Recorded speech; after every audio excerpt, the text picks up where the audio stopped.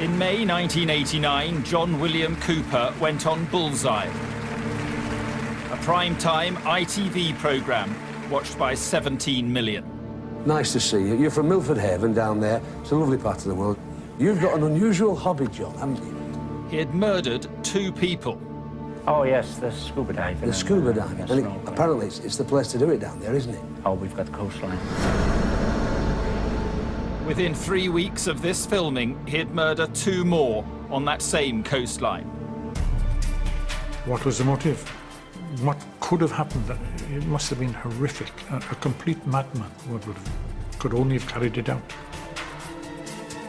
His appalling crimes cast a long, dark shadow over a peaceful rural community as he continued to live amongst them. I think he came to a point where he actually believed that he was untouchable. This is an account of a murder investigation spanning 25 years. A vicious, cunning character who was very difficult to catch.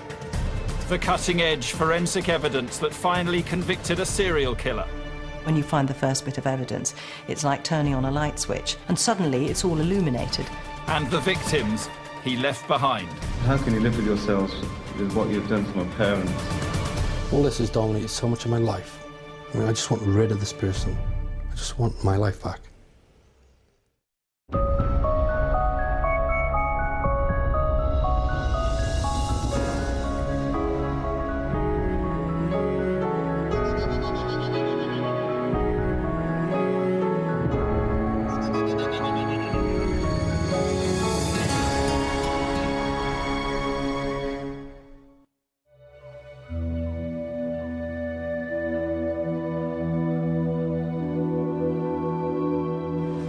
This is the peaceful, rural Pembrokeshire coast, West Wales.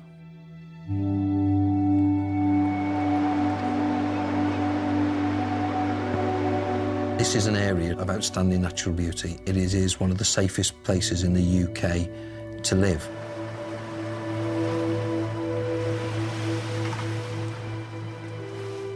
The aptly named Little Haven is a popular holiday destination and the perfect base to explore the coastline.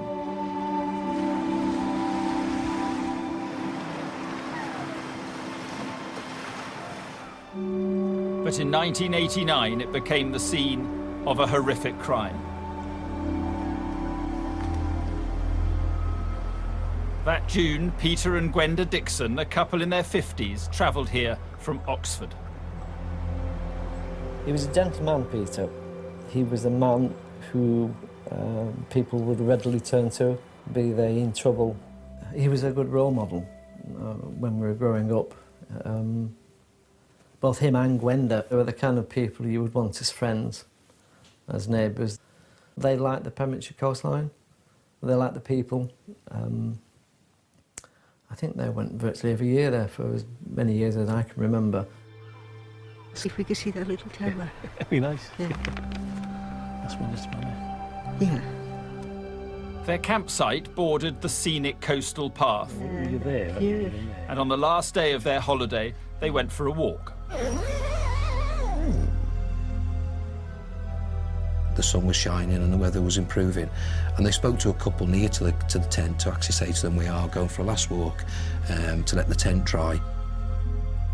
Unbeknown to them, it was the last time that they would walk the coastal path.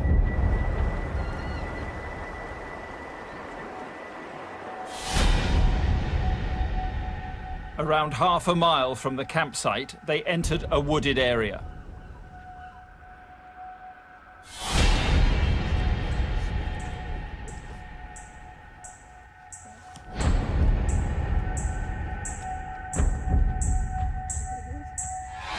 Right, you two, get down on the ground now. No. Get on the floor now. Now. I want your money. Hurry up.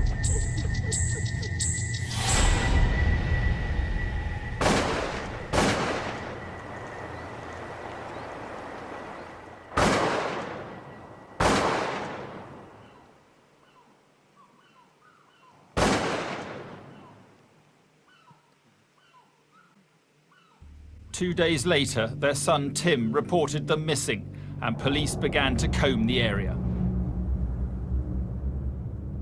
I was overlooking the coastal path now and the bay in front of me, puzzling now, thinking what on earth might have happened. And I hadn't been there 5 minutes when all of a sudden my 2 dog handlers shouted, "Don, boss, come quickly." I ran up the coastal path, some 300 yards, and there, down in a ravine on the right-hand side, was the most horrific scene that I've ever come across. The 2 bodies of Mr. and Mrs. Dixon, female lying here, male 6 foot away, tied up, shotgun wounds. Terrible, terrible sight. I must admit, I was really shocked to the roots. Peter was tied up and they'd been robbed and shot in the face at point-blank range with a sawn-off shotgun. I think as an investigator, what becomes quite clear is the amount of violence that the victims have had to suffer. And one of them must have been shot before the other, knowing that their fate was going to be the same. I can't believe what state of mind they must have been in just before the moment that they were actually murdered. Pembrokeshire's largest ever murder inquiry was launched, sending shockwaves through the quiet rural community. Holidaymakers have been warned to be on their guard while the hunt for the killer of Mr. and Mrs. Dixon continues. One of those chance encounters that has an impact on you for the rest of your life. If it hadn't rained the night before, if it had gone north instead of south. But there's lots of ifs and buts in life, and the consequences of this if and but has lived with us for the last 22 years. Please, if anyone has any information that might help, tell the police. And to the persons responsible, you can't be happy with yourselves. Why don't you just give yourselves up to the police? How can you live with yourselves with what you've done to my parents?